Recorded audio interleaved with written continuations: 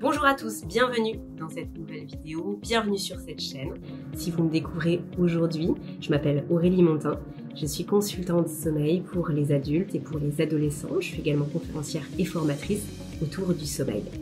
Aujourd'hui, je vais vous parler d'un sujet qui me taraude depuis un certain temps et que je suis contente de prendre ce temps pour développer ça avec vous parce que je pense que ça va mettre le doigt sur quelque chose que chacun d'entre vous connaît, a déjà été confronté, et ça va vous éclairer sur comment votre cerveau il fonctionne et comment parfois il vous emprisonne dans quelque chose qui n'est pas du tout favorable à la sortie des troubles du sommeil. De quoi s'agit-il? Il s'agit de ce que votre cerveau va trouver de normal ou d'anormal dans ce que vous faites et dans ce que vous voyez.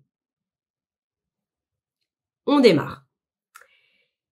Pour mettre en place des choses qui fonctionnent pour votre sommeil, il faut que vous puissiez faire évoluer vos habitudes. Il faut que certaines choses changent, se modifient, évoluent. Parfois, c'est des petites touches, parfois, ce sont des gros changements qui sont nécessaires. Parce que si vous gardez et si vous poursuivez dans le comportement ou dans les habitudes qui vous ont mené ici, qui vous ont mené dans le trouble du sommeil, qui vous ont mené dans le mur, pour le dire autrement, eh bien, vous allez y rester la tête dans le mur. Vos troubles du sommeil ne vont pas, comme par enchantement, s'effacer. Pour que ça évolue, pour que votre sommeil évolue, il faut que vos habitudes, ce que vous faites, évoluent aussi. Donc, il nous faut du changement. Le changement, c'est super dur. C'est une des choses les plus dures à faire, de sortir de sa zone de confort, même si on sait que c'est mieux pour nous. C'est ça qui est paradoxal parfois, c'est qu'en fait, on est presque confortable dans l'inconfort. C'est-à-dire qu'on va se retrouver mieux à être mal, plutôt que d'enclencher un changement. C'est incroyable et les neurosciences expliquent très bien ça aujourd'hui. Et c'est pour ça que souvent, on a des gens qui, peut-être que c'est votre cas, ça a été le cas pour moi pendant un certain temps, c'est-à-dire que on peut savoir des choses, mais pour les mettre en place, il y a un gap énorme. Il y a beaucoup plus d'espace et de difficultés entre je ne sais pas et je sais qu'entre je sais et je fais. Okay. Pour passer cette étape-là, eh bien, il faut que non seulement ça fasse sens pour votre cerveau, il faut comprendre. Il faut pas simplement savoir, il faut pas simplement avoir entendu que, il faut comprendre. Il faut vraiment qu'il y ait un lien logique, que l'entièreté de votre être résonne avec ce que vous avez entendu. Si ça vous paraît un truc, ça sort de nulle part, vous comprenez pas pourquoi, on vous a juste donné quelques injonctions en disant fais ci, fais ça, fais pas ça, vous allez peut-être le faire 3 jours, mais en fait ça va pas vous parler. Donc, premièrement, il faut que ça fasse sens. Deuxièmement, il faut que votre cerveau puisse le faire passer dans la case de la normalité. Et alors c'est là où il y a le cercle vicieux, parce que tant qu'on ne le fait pas, on peut pas dire que c'est dans le cadre de notre normalité, ça fait pas partie encore de notre cadre de référence, mais pour pouvoir le faire, il faut que ça nous paraisse normal. Alors, comment on se dépatouille avec tout ça? Eh bien, il va falloir changer nos paradigmes, souvent de vie, nos postulats de départ. Avec quelles lunettes, avec quelle grille de lecture je vois le monde qui m'entoure, les habitudes des gens, mes habitudes. Qu'est-ce qui me paraît normal? Alors j'aime pas dire bien ou mal parce que c'est des jugements de valeur, mais qu'est-ce qui nous paraît adapté? Qu'est-ce qui nous paraît logique, normal? Et qu'on puisse faire passer ça dans « ça me paraît très bizarre de faire autrement ». Restez bien avec moi jusqu'au bout, vous allez comprendre où va ce raisonnement et vous allez pouvoir en tirer pleinement profit pour tout ce qui va suivre en fait. J'allais dire les jours qui suivent, mais non, en fait, c'est quand on comprend ça, on peut engrammer des choses pour tout le temps en fait. Donc, les habitudes sociétales aujourd'hui, autour du sommeil, autour de la santé de façon globale, autour de l'alimentation, autour de l'organisation de ces journées, ne sont pas favorables au sommeil. Je vais vous donner des exemples pour que ce soit bien concret. Le film du soir qui commence à 21h30. Le bus scolaire qui prend nos ados à 6h30 ou à 7h le matin, alors qu'ils auraient besoin de dormir jusqu'à 8, parce que le système scolaire est organisé comme ça. Peut-être que votre travail nécessite que vous mettiez le réveil à 5h. Peut-être que vous travaillez de nuit, peut-être que vous travaillez en horaire posté. Peut-être qu'on attend de vous à ce que vous finissiez des dossiers jusqu'à 23h le soir et puis vous êtes comme ça dans le lit avec les yeux grands ouverts et c'est impossible de trouver le sommeil. Peut-être que à votre travail, vous êtes obligé de manger je sais pas, au restaurant d'entreprise et ce que vous mangez, c'est pas OK pour vous. Mais peut-être tout simplement que lorsque vous sortez avec vos amis, vous vous sentez obligé de consommer de l'alcool parce que sinon ça l'afficherait mal. Peut-être que vous avez conscience que les fast-food ou que la junk food, c'est pas forcément bon pour votre santé, mais finalement comment faire autrement. Tout ça, cette vie qu'on vit aussi à 1000 à l'heure sans jamais prendre le temps de faire une pause dans la journée, si on fait une sieste, c'est parce qu'on est feignant. Si on fait un break, si on a besoin de sortir 10 minutes dehors, c'est parce que on a un poil dans la main. Etc., etc. Les exemples, ils sont très nombreux. Ce n'est pas favorable au sommeil. C'est-à-dire que moi, tout ce que je vous partage sur cette chaîne, mais aussi sur le podcast, c'est diamétralement opposé à tout ça. Et donc, pour revenir à mon propos, si c'est si dur de passer de l'un à l'autre et d'aller vers des choses qui seraient plus positives, c'est parce que c'est pas simplement le fait de se dire j'ai toujours fait comme ça, j'ai toujours mangé ça, j'ai toujours regardé le film du soir jusqu'à 23h, j'ai jamais pris le temps en journée de faire des pauses, etc. Non, c'est parce que c'est entretenu. Et c'est là où je veux en venir. C'est entretenu par la télévision. C'est entretenu par les émissions, les séries, les films. C'est entretenu par le cinéma. C'est entretenu par les livres. Et donc, tout ce à quoi on est exposé dans le quotidien. Et donc, on entend tout le temps les habitudes des gens qui sont les protagonistes des émissions, des films, des livres, de vos romans, des histoires, et qui ont ces comportements complètement défavorables au sommeil à tout niveau, mais pour qui, soi-disant, visiblement, ça marche et ils n'ont pas de problème et tout va bien pour eux. Mais on oublie que tout ça, c'est de la fiction. Et on est bercé par toutes ces histoires-là. Et donc, on fait de ça une normalité. C'est un petit peu un cercle vicieux finalement, parce que si ça se retrouve dans les films et dans les livres, c'est parce qu'à un moment donné, ça fait partie d'une certaine normalité. Et aujourd'hui, la normalité, elle est comme ça aussi, parce qu'on le retrouve dans les films, dans les émissions, dans les livres, partout au cinéma. Et donc, c'est d'autant plus difficile d'en sortir. On a l'impression d'être un extraterrestre à partir du moment où on fait les choses différemment. On a l'impression, pour notre entourage, d'être un extraterrestre, et ils nous le font souvent bien sentir.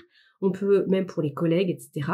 Mais même pour nous-mêmes, on n'a pas confiance en ce qu'on fait parce qu'on se dit, oh là là, mais je suis la seule au monde à faire ça, je suis le seul au monde à faire ça, mais je suis complètement marginal. Et parce qu'on se compare à tout ce qu'on voit, à tout ce qu'on entend. Et moi, j'ai envie de vous dire aujourd'hui, c'est là où vous avez le pouvoir d'action. C'est le fait de prendre ce que vous entendez là et d'arrêter que dans votre cerveau, ça bascule dans la case normalité.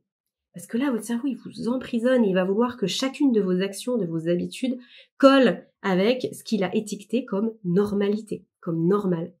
Donc là, l'idée, c'est de prendre tout ça et de mettre dans la case, ok, c'est une certaine normalité d'un point de vue statistique, mais ce n'est pas la normalité physiologique, ça ne correspond pas à ce que mon corps, il attend.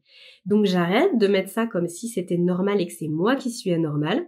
Je prends ça, je le mets dans une case, ok, c'est visiblement ce qu'un grand nombre de personnes fait aujourd'hui, mais un jour, il faudra bien que ça change à un moment donné, alors peut-être que ce sera dans 10 ans, 20 ans, 30 ans, il faudra bien que les habitudes changent parce que les gens sont de plus en plus malades, insomniaques, en très mauvaise santé, et rencontrent de grandes difficultés. Pour illustrer ça, je vais vous donner quelques exemples là que j'ai en tête. Là, en ce moment, je suis en train d'écouter un roman et la nana, qui donc est la protagoniste de ce roman, elle va prendre des cocktails tous les soirs avec ses amis pour s'échanger les idées. Elle se couche, elle s'endort direct jusqu'au lendemain matin. Elle ne fait pas d'activité sportive. Parfois, elle décide de pas dormir parce qu'elle a un truc à faire, alors elle fait plein de trucs, puis le lendemain, elle renchaîne sa journée de travail, mais bon, elle verra plus tard. un vrai robot. C'est-à-dire que selon ce qu'elle décide, elle fait, le corps y suit, il n'y a aucun souci.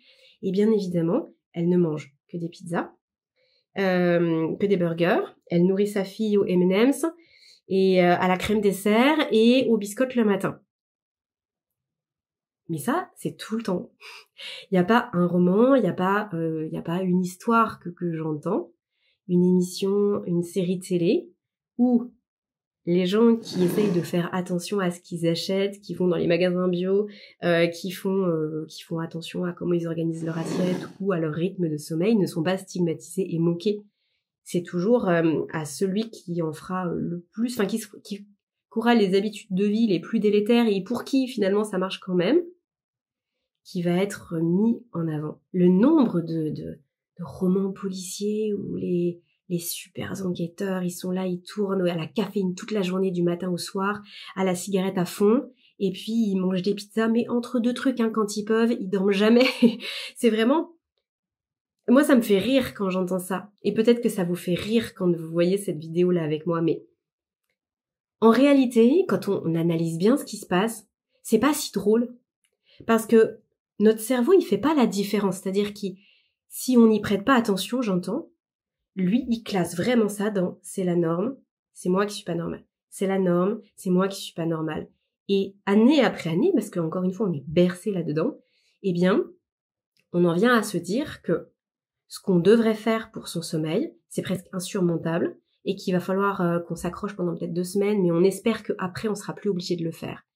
Et ça, vraiment, c'est du vécu. J'ai beaucoup de clients qui me demandent combien de temps ils vont devoir... Par exemple, je pense à un monsieur là, très sympathique au demeurant, mais qui me disait combien de temps je vais devoir arrêter le grignotage, parce que il avait des problèmes au niveau de son métabolisme, de la façon dont il gérait les sucres. Ça le réveillait la nuit, donc on a vu comment rééquilibrer sa journée et arrêter de grignoter toutes les heures, parce que ça allait provoquer presque un diabète, et puis surtout ça avait des répercussions sur son sommeil. Et il me dit mais par contre, combien de temps je vais devoir faire ça? En fait, tout le temps. C'est-à-dire, c'est votre comportement précédent qui n'était pas physiologiquement adapté à ce dont votre corps a besoin. Donc là, si vous prenez des bonnes habitudes, ça a des conséquences positives sur votre sommeil, mais il va falloir le tenir. Je me rappelle d'un autre client qui me disait qu'il avait vraiment beaucoup de difficultés au niveau digestif. Grosse inflammation du système digestif et donc grosse difficulté de sommeil. Donc on a vu quels aliments allaient lui correspondre, de plus s'hydrater, on a vu plein de choses adaptées à lui. Et là il me dit mais en fait je vis un enfer parce que j'aimerais être normale. J'aimerais pouvoir aller manger normalement avec les autres. Et donc là j'ai eu avec lui une réflexion sur mais qu'est-ce que la normalité? Parce que la normalité pour votre corps, c'est ce que vous êtes en train de faire là maintenant. La normalité pour votre corps, c'est ce que vous faisiez avant. C'est ce que vous considérez normal au niveau social. Et donc, si on ne fait pas cette distinction entre ce qui est normal au niveau social et ce qui est adéquat pour notre corps, en fait, on vit en souffrance tout le temps. On a l'impression d'être jamais au bon endroit. Moi, j'ai envie de vous dire, si vous prenez soin de votre sommeil, que vous suivez des conseils qui vous font du bien pour votre sommeil, vous êtes au bon endroit. Et c'est à vous de faire rentrer ça dans votre normalité. Personne d'autre le fera pour vous. C'est à vous de faire ce travail-là. Donc, ne vous laissez pas emprisonner dans toutes ces choses-là. Ayez un regard éveillé, j'ai envie de dire un regard critique. Ça ne vous empêche pas d'apprécier. Moi, j'apprécie tous les romans que je lis, etc. Mais par contre, mon cerveau ne classe plus ça dans la normalité. Il classe ça ailleurs comme un élément à mettre de côté.